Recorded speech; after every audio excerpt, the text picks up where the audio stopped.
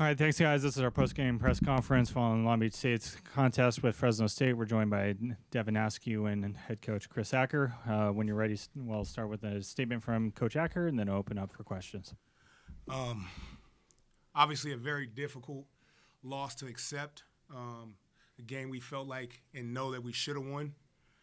Hats off to Fresno State for coming on the road and figuring out how to get it done. We just got to be better. We got to figure out how to win games, close games. We've lost 3 now that have been very close. That I felt that we had an opportunity to win and we just let it slip. So that's really all I got. Hey, Coach, 44 attempts from the free throw line for them. You guys only 4. What did you think about that discrepancy? Well, I'm never going to complain about officiating. I think they were doing a great job driving the basketball. Obviously, I thought we drove at times too, but we also settled for some. Obviously, I love to see it balanced out a little bit, but at the end of the day, you still got to step up to the free throw line and make free throws, and they did that. So, we had the lead at the end of the game. They went to a press, and we couldn't handle the press, and ultimately, that's why we ended up losing the game. Devin, what do you guys need to do to be better at handling a press like that late in the game? Just taking care of the ball, and that starts with me. If not, definitely don't turn it over. Have a live turnover, and just take the 10-second or the 5-second count, and just get back set on defense. And then Coach DMX got in foul trouble a little early. Kind of had to navigate around that. How did that affect your game plan from then on?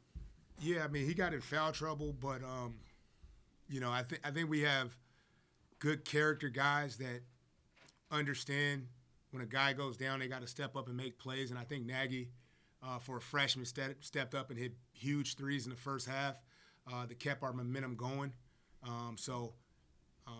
Obviously we like to see X stay out of foul trouble, but he's still learning how to play as well. I was really proud of our freshman forward who stepped up and made big shots and played big minutes for us tonight. Coach, in the first half, not looking at the fouls, has played great defense, right? When you look at that at halftime, are you thinking, oh, we need to stop fouling or we need to continue to do what we're doing? If I'm being honest, I feel like this.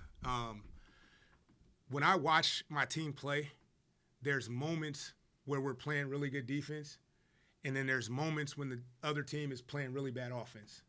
And so I can tell when we are gritty and we're grinded, but when you're learning how to win basketball games, a lot of times what happens is you're so used to being on the other side that just you let up a little bit. So when I'm looking at my team and I'm yelling stance from the sideline, I'm trying to get them to understand that every second matters. Whether you have a lead, don't have a lead, whether you're up 10, up. These are high-level college basketball players that we're playing against.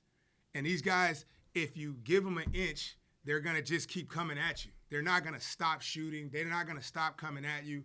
And that's why the fouls the way they are is because we're not really in a stance like we need to be in order for us to be the type of defensive team that we have to be to win basketball games. That was a game we should have dominated defensively, and ultimately we should have put ourselves in a position to where no matter what it was at the end of the day, we had a chance we had a bigger lead because of how we could have guarded throughout the course of the game. But I felt like we were still missing moments, and we're still not understanding the intensity that you have to play with when you're on the floor. And then Devin, now 1-5 start. How does it feel being on the back end of this skid? Honestly, the past, everything happens for a reason, That's all behind us now. We just got to keep looking forward and keep moving on and getting better. So just keep stacking days in practice and keep learning.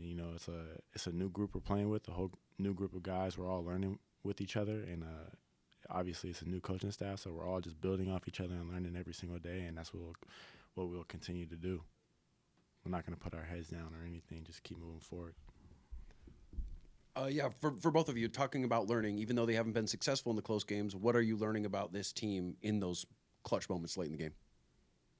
Go ahead.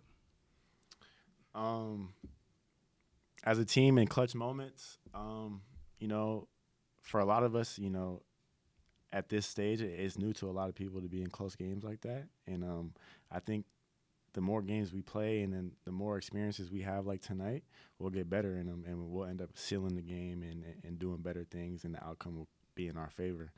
But this is all a learning process, you know. It sucks to lose, absolutely, but we got to move forward and take the positive out of things, and we'll get better.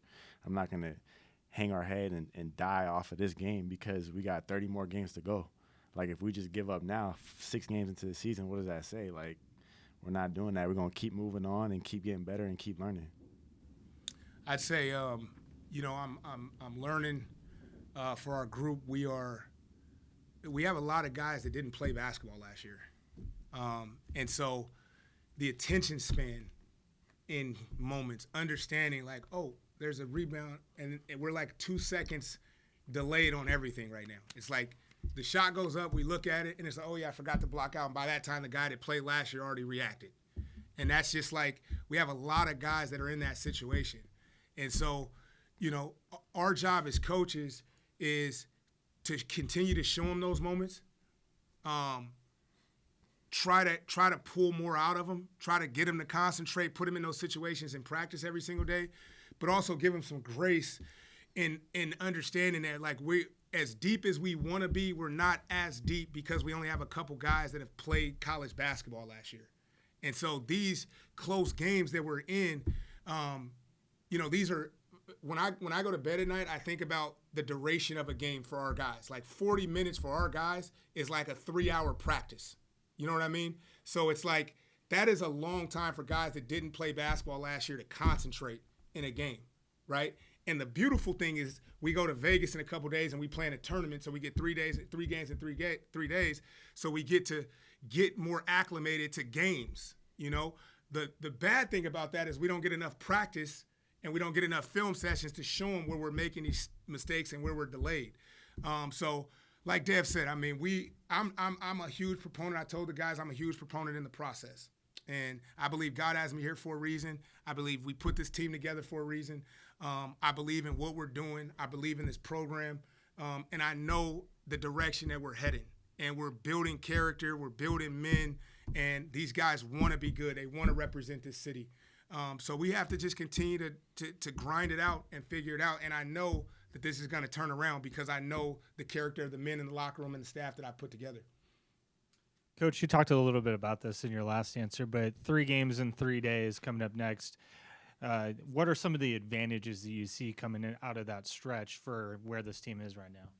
Yeah, long term, I think about the conference tournament, and I think about, you know, how this could be something that as we get to that later on down the line, we can use this as a reference point. Like, this is what it's going to feel like. You're going to have to play and win 3 games in 3 days. But right now, I think we're able to get past tonight and focus on tomorrow. Just practice for the next game we have to play, and then focus on the next game, and then focus on the next game, and just take it one game at a time. So I think we get to put this game behind us quicker, I guess, is the biggest advantage. All right. Thank you, guys. Appreciate it.